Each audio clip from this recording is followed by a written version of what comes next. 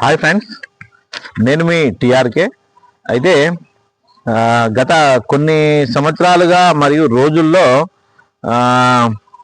యుద్ధాల గురించి అయితే చాలా హాట్ టాపిక్ జరుగుతుందన్నమాట. గత 4-5 సంవత్సరాల నుంచి అయితే ఉక్రెయిన్ రష్యా మధ్యలో యుద్ధం జరుగుతూనే ఉంది. అది ఎప్పుడు ఆగుతుందో కూడా తెలియని పరిస్థితిలో అయితే ఉంది ఇప్పుడు. అయితే ఈ మధ్యకాలం ఒక 2-3 వారాల నుంచి అయితే ఇరాన్, ఇరాక్, అమెరికా మధ్యలో అయితే భారీ యుద్ధాలు జరుగుతున్నాయి. వాళ్ళ అక్కడ యుద్ధాలు అయితే ఎప్పుడు ఆగుతుందో కూడా తెలియని పరిస్థితి. అయితే మనకు ముఖ్యంగా భారతదేశానికి చమురు ఉత్పత్తులు ఏది ఉన్నా కానీ అట్నుంచే, అంటే సౌదీ అరేబియా అట్నుంచే మనకు వస్తూ ఉంటాయి అన్నమాట. అయితే ఆ యుద్ధాల వలన సౌదీ అరేబియా కానీ ఇంకా అలాంటి దేశాలన్నీ లాక్డౌన్ లాగా అయిపోయింది అక్కడ.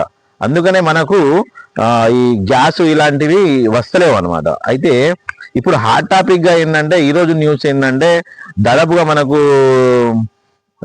గ్యాస్ ప్రతి రెస్టారెంట్ కానీ హోటల్ కానీ కంపల్సరీ ఉండాలి. అలాంటిది ఆ గ్యాస్ కొరత వలన కొన్ని జాగాల్లో అయితే హోటల్స్, రెస్టారెంట్స్ అన్ని బంద్ అయిపోయినాయి అనమాట.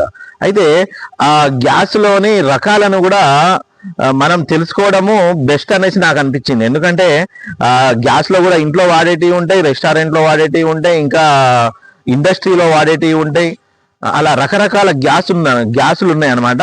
ఈ సందర్భం వచ్చింది కాబట్టి మనము దీని గురించి అయితే ఒకసారి తెలుసుకుంటే బెటర్ అనేసి నాకు అనిపించింది కాబట్టి మీకు చెప్తున్నా మిత్రులారా. అది ఏంటిదంటే ఎల్పిజి, సిఎన్జి, పిఎన్జి, ఎల్ఎన్జి అనేసి ఉంటాయి అనమాట.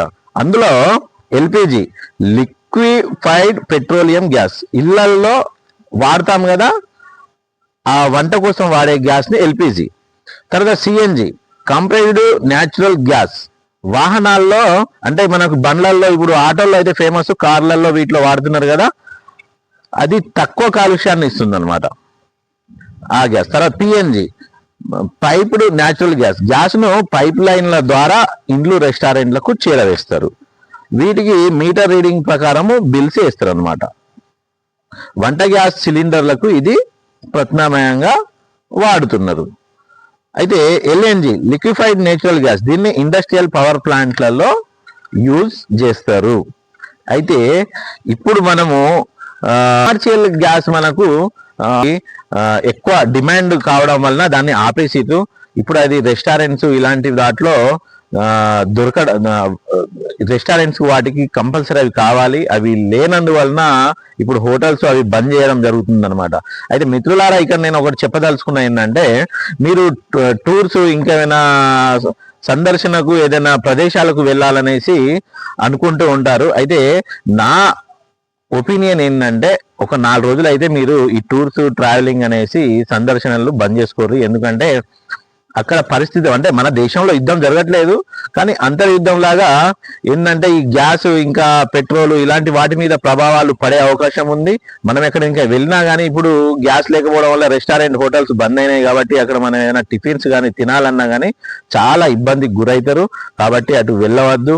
తర్వాత పెట్రోల్ ఇవి కూడా చాలా, నాకు డౌటే, అది కూడా ఇంకొక 2-3 వారాల తర్వాత ఏమైద్దో ఎవరికి వాళ్ళు ఊహకే వదిలేస్తున్నా. ఒకసారి ఆలోచించుకోండి. ఎవరైనా టూర్స్, ట్రావెలింగ్స్, ఏదైనా దూర ప్రదేశాలకు, దూర రాష్ట్రాలకు వెళ్ళాల్సిన వాళ్ళు ఎవరైనా ఉంటే మాత్రం మీ ప్రయాణాలను పోస్ట్ పోన్ చేసుకోండి. ఇప్పుడైతే వెళ్ళకండి. వెళ్తే మాత్రం ఎక్కడ, ఎప్పుడు, ఏ విధంగా ఇబ్బంది పడతారో ఇంకా ఈ సిచ్యువేషన్ అయితే ఘోరంగా అనిపిస్తుంది నాకు. అందుకనే ఏదైనా ప్రయాణాలు ఉంటే మాత్రం బంద్ చేసుకొని వెళ్ళకండి. ఓకేనా మిత్రులారా. తర్వాత ఇంకోటి, ఈ యుద్ధాలు ఆపడానికి అయితే పాల్ చాలా కష్టపడతాడట, మనం ఆ వార్తలు అయితే చూస్తున్నాం. తర్వాత మన మోడీ గారు అయితే యుద్ధాన్ని ఆపే శక్తి అయితే మన మోడీ గారి దగ్గర ఉన్నది. తను కూడా సాయశక్తుల కృషి చేస్తాడు. అది ఆగడానికి అయితే తన ప్రయత్నం అయితే 100% ఇస్తాడనేసి ఇక్కడ మనం అందరం ఆశిద్దాము. ఇంకా ఇప్పుడున్న రోజుల్లో అయితే 3వ ప్రపంచ యుద్ధము రాబోతుంది అనేసి అందరూ అంటున్నారు. ఒకవేళ అది రాకుండా ఉంటేనే బెటరు. అది రావద్దనేసి అందరం కోరుకుందాం. ఒకవేళ ఈ వీడియో మీకు నచ్చితే మాత్రం షేర్ చేయండి, లైక్ చేయండి. మళ్ళీ మన ఛానల్ని అయితే సబ్స్క్రైబ్ చేసుకోండి. వీడియో మాత్రం స్కిప్ చేయకుండా పూర్తిగా చూడండి మిత్రులారా. ఓకేనా. Thank you.